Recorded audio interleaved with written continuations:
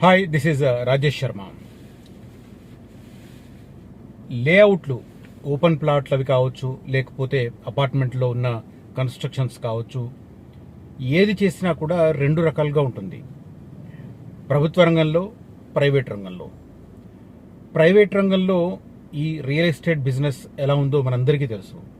అదే ప్రభుత్వ రంగంలో చేపడితే చాలామందికి ఉపయోగపడుతుంది కదా అన్న అభిప్రాయం ఆల్మోస్ట్ రియల్ ఎస్టేట్ మీద అవగాహన ఉన్న ఏ ఒక్కరిని అడిగినా చెప్తారు.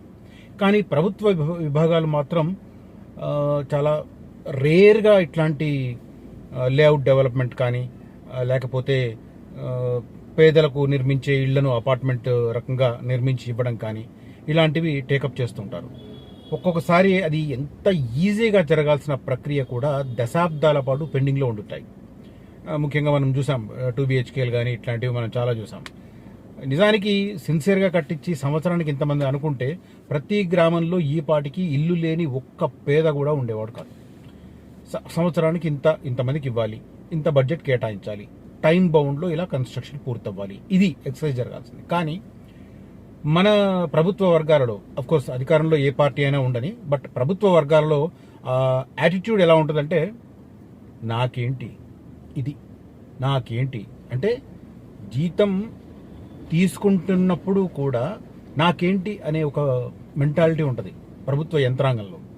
అఫ్కోర్స్ ఉన్నత స్థాయిలో అంటే ఒక లక్ష్యం కోసం ఐఏఎస్లు ఐపీఎస్లుగా మారిన వారు ఇన్సిస్ట్ చేస్తారు. కొన్ని సంస్థలు మనం అట్లాంటివి చూస్తుంటాం. ఫర్ ఎగ్జాంపుల్ టీజీ ఆర్టీసీ, సజ్జనారాయణ గారు వచ్చిన తర్వాత ఎన్నో ఆర్టీసీని గాడిలో పెట్టే ప్రయత్నం చేస్తున్నారు. కానీ ఒక్కటి నేర్పలేకపోతున్నారు ఆర్టీసీ డ్రైవర్లకు.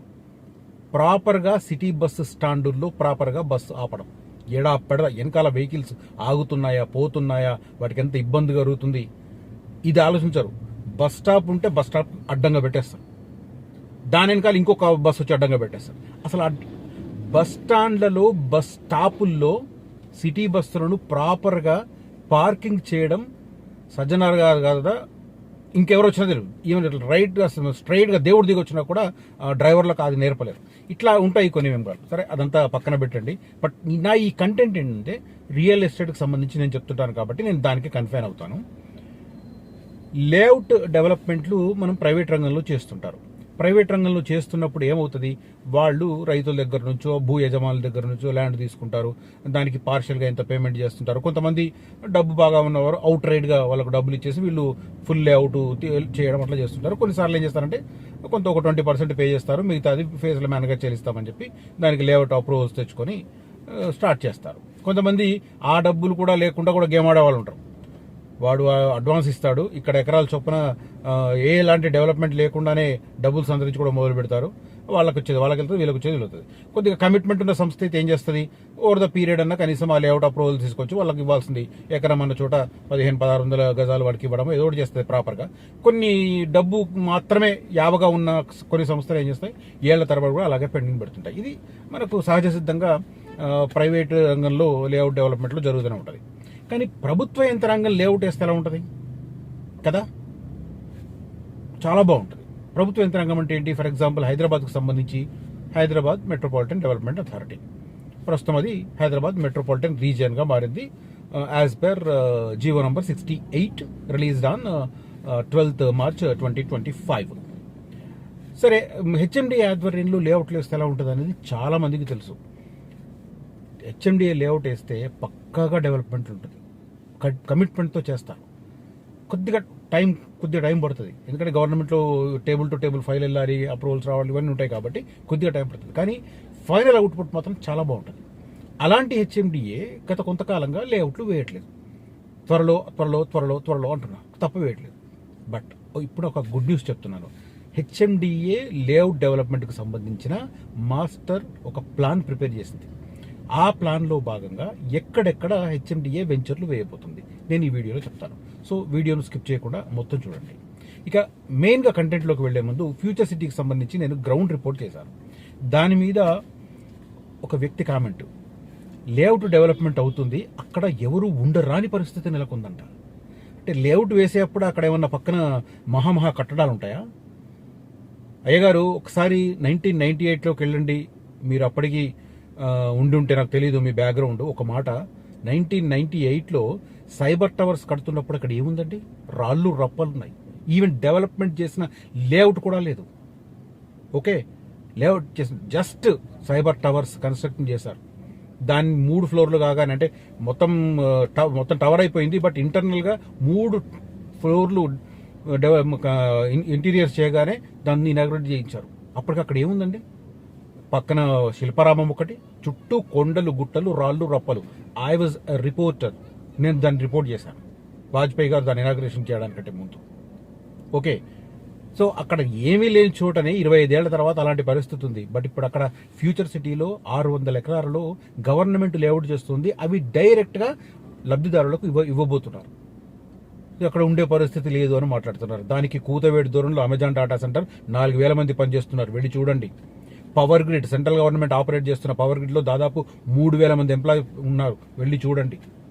పక్కనే స్కిల్ యూనివర్సిటీ అండర్ కన్స్ట్రక్షన్లో ఉంది. డిసెంబర్ 9 నాడు అది ఇనాగరేషన్ జరగబోతోంది. ఇది ఎంతకాలం ఇదంతా? జస్ట్ ఓవర్ ద వన్ ఇయర్లో జరగబోతున్నాయి. 1 ఇయర్లో ఈ పట్టాలు ఇస్తే అక్కడ రాదా? అంటే ఒక్కసారి మొత్తం 600 మంది 600 ప్లాట్లు 600 ఎకరాల్లో అందరూ ఆక్యుపై చేయాలా? ఏదైనా స్టెప్ బై స్టెప్ జరుగుతుంది. దయచేసి పాజిటివ్తో ఆలోచించడం నేర్చుకోండి. ఏదో నా ప్లాట్లు సేల్ చేసుకోవడానికి ఫ్యూచర్ సిటీ అక్కడ జరుగుతున్నది చెప్తున్నాను నేను.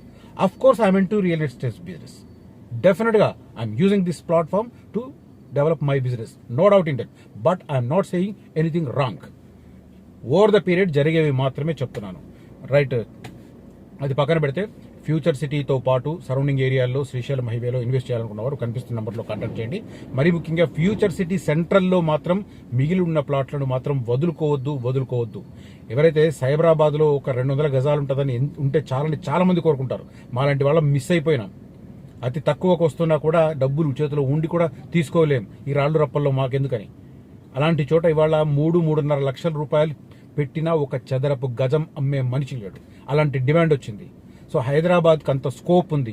అధికారంలో ఎవరుండని ఎవరు లేకపోని, రేవంత్ రెడ్డి గారు ఉంటారా, కేటీఆర్ గారు వస్తారా, కేసీఆర్ గారు వస్తారా, రేపు కిషన్ రెడ్డి వస్తారా, బండి సంజయ్ వస్తారా, ఆఖరికి వామపక్షాలు వస్తాయా, ఎవరన్నారని.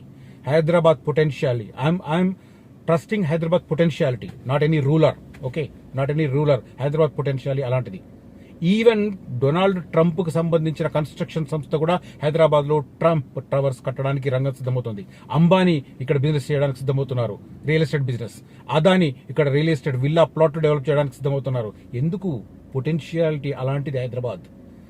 భూమి పరంగా, భౌగోళిక స్వరూప పరంగా, భూకంపానికి దారి తీయని పరిస్థితి అలాంటి ప్లేస్ ఉన్న పరంగా, అంత ప్రకృతి పరంగా సహజ సిద్ధంగా అద్భుతంగా ఉన్న హైదరాబాద్ అష్టదిక్కులా ఎక్స్పాండ్ అవ్వడానికి స్కోప్ ఉండడం వల్ల, సేఫెస్ట్ ప్లేస్ లో ఉండడం వల్ల, ఈవెన్ విదేశాల దాడులతో పోలిస్తే కూడా Hyderabad is the safest place. అటు పాకిస్తాన్ కానీ, ఇటు చైనా కానీ, అటు బంగ్లాదేశ్ కానీ. హైదరాబాద్ సుదూరంలో ఉంటుంది, సెంటర్ ఆఫ్. అందుకోసం అన్ని రకాలుగా ఆలోచించి ఇంటర్నేషనల్ సంస్థలు హైదరాబాద్లో పెట్టుబడులు పెడుతున్నాయి. మరి మనమెంత? వాళ్ళు వందలాది వేలాది కోట్ల రూపాయలు పెడుతున్నారు. మనం పెట్టేది ఎంత? హైదరాబాద్ పొటెన్షియల్. మనుషులు కాదు ఇక్కడ, రూలర్స్ కాదు. Importance Hyderabad potentiality. అందుకే నేను హైదరాబాద్లో రియల్ ఎస్టేట్కి సంబంధించి పదే పాజిటివ్గా చెప్పే ప్రయత్నం చేస్తున్నాను. దయచేసి మీరు కూడా పాజిటివ్గా ఆలోచించండి. ఆలోచించలేకపోతే ఏం చేయలేం, చూస్తూ ఉండడం తప్ప. Right, coming back to the subject. HMDA ఈసారి ఒక 5-6 ప్లేసులు సెలెక్ట్ చేస్తుంది. దాదాపు 500 ఎకరాలలో లేఅవుట్ డెవలప్మెంట్ చేయడానికి. ఏ ప్లేసెస్ అంటే ముందు చెప్తాను నేను. కుర్మల్గూడ, దండుమల్కాపురం, లేమూరు, ఇన్ముల్నర్వ, కొర్రేముల, ప్రతాపసింగారం, నాదర్గుల్. ఈ ప్లేసుల్లో 1, 2, 3, 4, 5, 6, 7 ప్లేసుల్లో 500 ఎకరాలలో డెవలప్ చేస్తుంది. ఎక్కడెక్కడ ఎంత అంటే ఇన్ముల్నర్వలో 96 ఎకరాలు, లేమూరులో 83 ఎకరాలు. వీటికి సంబంధించి ఆల్రెడీ యాక్షన్ స్టార్ట్ అయింది. వాటికి సంబంధించి అంటే లేఅవుట్ డెవలప్మెంట్ కావాల్సిన మినిమం నీడ్స్ ఏవైతే ఉన్నాయో ఆ మినిమం నీడ్స్ ను ప్రొక్యూర్ చేసే పనిలో హెచ్ఎండిఏ స్టాఫ్ ఉన్నారు. దాంతోపాటు కుర్మల్గూడలో 92 ఎకరాలు, భోగారంలో 125 ఎకరాలు, ప్రతాపసింగారంలో 151 ఎకరాలు, దండుమల్కాపురంలో 355 ఎకరాల చొప్పున భూమి ఐడెంటిఫై చేశారు. ఈ ఐడెంటిఫై చేసిన దానిలో ఫస్ట్ వర్క్ ఎక్కడ జరుగుతుంది అంటే ప్రతాపసింగారంలో 150 మంది రైతుల నుంచి 133 ఎకరాల భూమి ఆల్రెడీ సేకరించారు. భూములు ఇంకా మరిన్ని భూములు అంటే నేను ఇందాక చెప్పాను కదా 151 అయితే ఇంకొన్ని కావాలి. కాబట్టి దీనికోసం ఎంత అంటే 120 కోట్ల రూపాయలను వెచ్చించి 120 కోట్ల రూపాయలు వెచ్చించి భారీ వెంచర్ డెవలప్ చేస్తున్నారు. రైతులకు ఎకరాకు 1700 గజాలు ఇవ్వబోతున్నారు డెవలప్ చేసిన తర్వాత. మనందరికీ తెలుసు డెవలప్ చేసిన తర్వాత కరెక్ట్ సైజులో ఉన్నాయనుకోండి 1700 చిల్లర వస్తుంది. కొద్దిగా సరిగ్గా లేదనుకోండి ప్లాట్ సైజు భూమి సైజు డైమెన్షన్స్ కొద్దిగా తగ్గుతుంది. సో ప్రతాప సింగారం ఫస్ట్ వెంచర్ వేయబోతోంది హెచ్ఎండిఏ. 120 కోట్లను భారీ డెవలప్మెంట్కి వెచ్చిస్తున్నారు. 133 ఎకరాలు ఆల్రెడీ సేకరించారు, ఇంకొంత సేకరిస్తున్నారు. డెవలప్ చేసిన తర్వాత రైతులకు 1700 చదరపు గజాల చొప్పున ఇస్తారు ప్లాట్లు. ఆ తర్వాత మిగిలిన దాన్ని ఓన్గా హెచ్ఎండిఏ వేలం వేయడం ద్వారా విక్రయిస్తుంది. దీనికి సంబంధించి ఎవ్రీథింగ్ రంగం సిద్ధమైంది. జూన్ నెలలో ప్రతాప సింగారానికి సంబంధించిన కార్యక్రమాలు మొదలవుతున్నాయి. ఇది ఫస్ట్ స్టెప్. ఇక ఆ తర్వాత నెక్స్ట్ ఏంటంటే మొత్తం 500 ఎకరాలని చెప్పాను కదా, ఈ మిగతా ప్లేసులు ఉన్నాయి కదా ప్రతాప సింగారంతో పాటు కుర్మల్గూడ, దండుమల్కాపురం, లేమూరు, ఇన్ముల్నర్వ, కొర్రేముల, నాదర్గుల్, బోగారం ఇట్లాంటి ప్లేసుల్లో చేస్తుంది. దీనికి సంబంధించి గవర్నమెంట్ గ్రీన్ సిగ్నల్ ఇటీవల ఇచ్చింది. అదే ఎందుకు చెప్తున్నానంటే గవర్నమెంట్కు badly in need of funds ఎక్కడి నుంచి జనరేట్ చేసుకుంటుంది? ఈ ఇన్ఫ్రాస్ట్రక్చర్ రావాలంటే హెచ్ఎండిఏ దగ్గర ఫండ్స్ ఉండవు. గవర్నమెంట్ కొంత కేటాయిస్తుంది, కానీ ఆ అడ్మినిస్ట్రేషన్కు సంబంధించిన ఆ జీతభత్యాలు, మెయింటెనెన్స్ వాటికే పోతుంది. మరి డెవలప్మెంటల్ యాక్టివిటీస్కి కోట్ల రూపాయలు కావాలి. అందుకోసం ఇలాంటి మధ్య మార్గాలను వెతుక్కుంటున్నారు. భూమి అనేది ఎంత ఇంపార్టెంట్ అనేది ఈవెన్ ప్రభుత్వానికి కూడా ఏదైనా డెవలప్మెంటల్ యాక్టివిటీ చేయాలంటే భూమే ఆధారం. చూస్తున్నాం కదా గచ్చిబౌలి సుప్రీంకోర్టు ముట్టికాయలేసే పరిస్థితి వచ్చింది. సో మరోసారి క్లియర్ కట్ గా రంగం సిద్ధమవుతుంది. ఔటర్ రింగ్ రోడ్డుకు సమీప ప్రాంతాలు ఇవన్నీ చాలా ఐడియల్ ప్లేసెస్. ఎందుకంటే సిటీ RRR వైపు ఎక్స్పాండ్ అవుతుంది కాబట్టి ఔటర్ రింగ్ రోడ్డుకు దగ్గరలో ఉన్న ఈ 7 ప్లేసుల్లో హెచ్ఎండిఏ వెంచర్లు కనుక వేస్తే వాటిలో ప్లాట్లు సొంతం చేసుకుంటే ఇక్కడ అడ్వాంటేజ్ ఏంటంటే ప్రైవేట్ వాడు వేలం వేస్తేనేమో ఒక రకంగా ప్రైజులు వాడు అడ్డగోలుగా పెడతారు, ఇక్కడైతేనేమో కొద్దిగా రీజనబుల్ ఉంటుంది. కానీ స్ట్రాటజికల్ ప్లేస్ అయితే మాత్రం అది వేలం వేస్తే మళ్ళీ డిమాండ్ విపరీతంగా పెరిగిపోతుంది. బట్ డెవలప్మెంట్ పరంగా మాత్రం ప్రైవేట్ వాడు దీనికి చాలా తేడా ఉంటుంది. ఒక ఉదాహరణ చెప్పి నేను ఈ వీడియో ముగిస్తాను.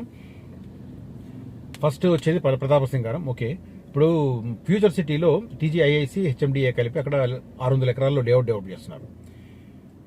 నేను చాలా వెంచర్లు తిరుగుతుంటాను కదా, ప్రైవేట్ వెంచర్లు బీటీ రోడ్లు వేస్తారు. బీటీ లేయర్ ఎంత ఉంటుందో తెలుసా? మాక్సిమం 2 ఇంచెస్ 2 ఇంచెస్ పెట్టేస్తారు. 2 ఇంచెస్ వాడు బీటీ రోడ్ వేస్తే సరిగ్గా 1-2 మంత్స్లో ఒక్క వర్షం దంచి కొట్టిందంటే ఫినిష్, వాటి మీద గడ్డి మొలడం స్టార్ట్ అవుతుంది. అదే TGIIC అండ్ హెచ్ఎండిఏ వేస్తున్న 600 ఎకరాల లేఅవుట్లో బీటీ లేయర్ ఆల్మోస్ట్ 5 ఇంచెస్ పైన ఉంది. ఇంత సైజ్ ఉంది. లిటరల్గా నేను దిగిన కార్ దిగి వెయిట్ చేశాను. దాని కింద కంకర ఉంటుంది. కంకర లేయర్ ఆల్మోస్ట్ ఇంత ఉంటుంది. నేను అనుకుంటే ఒక 6 to 7 ఇంచెస్ ఉంటుంది అనుకుంటా. ఆ తర్వాత మళ్ళీ 5 ఇంచెస్ బీటీ లేయర్ ఉంటుంది. అరే ఎంత ఎక్స్ట్రాడినరీ, అది స్ట్రాంగ్. దాంతోపాటు కల్వర్ట్స్ కూడా ఎంత స్ట్రాంగ్గా కడుతున్నారు. సో హెచ్ఎండి అంటే ప్రభుత్వ రంగ సంస్థలు కొన్ని నామ్స్ను పాటిస్తాయి కాబట్టి వీటిల్లో 10 రూపాయలు ఎక్కువ అవుతుందో 10 రూపాయలు తక్కువ అవుతుందో అదృష్టం అంటే తక్కువ దొరకవచ్చు. బట్ వేలంలో కొద్దిగా పెద్ద తలకాయలు పాల్గొన్నాయంటే మళ్ళీ వేలం రేట్లు పెరుగుతాయి. ఇప్పుడు మనం for example Uppal Bagayat layout చూసాం. ఫస్ట్ లేఅవుట్ వేసినప్పుడు 1500కు గజం పోయింది. లాస్ట్ టైం వేలం వేసినప్పుడు 85,000కు గజం పోయింది. ఇప్పుడు మళ్ళీ ఇంకొక 18 ప్లాట్లను త్వరలో హెచ్ఎండిఏ వేలం వస్తుందని చెప్పి అంటున్నారు. ఈసారి ఎంత పోతుందో చూడాల్సిందే. సో ఆ రకంగా హెచ్ఎండిఏ రంగంలో దిగుతుంది. 7 ప్రాంతాలను ఔటర్ రింగ్ రోడ్కు సంబంధించి నియర్ బై ఉన్న ప్లేస్ని ఐడెంటిఫై చేసి ఫస్ట్ ప్రతాప సింగారంలో స్టార్ట్ చేసి మిగతా చోట్ల కూడా లేఅవుట్లను డెవలప్ చేయడానికి హెచ్ఎండిఏ సిద్ధమవుతుంది టు రైజ్ ఫండ్స్. ఇది చాలా ఇంట్రెస్టింగ్ పాయింట్. బట్ రెగ్యులర్గా దీనికి సంబంధించిన అప్డేట్స్ చూడాలంటే మాత్రం మీరు హెచ్ఎండిఏ వెబ్సైట్ను చూస్తూ ఉండండి. ఇప్పుడు హెచ్ఎండిఏ వెబ్సైట్ కూడా మారుతుంది. దాన్ని కీప్ వాచింగ్ ఆన్ దాట్.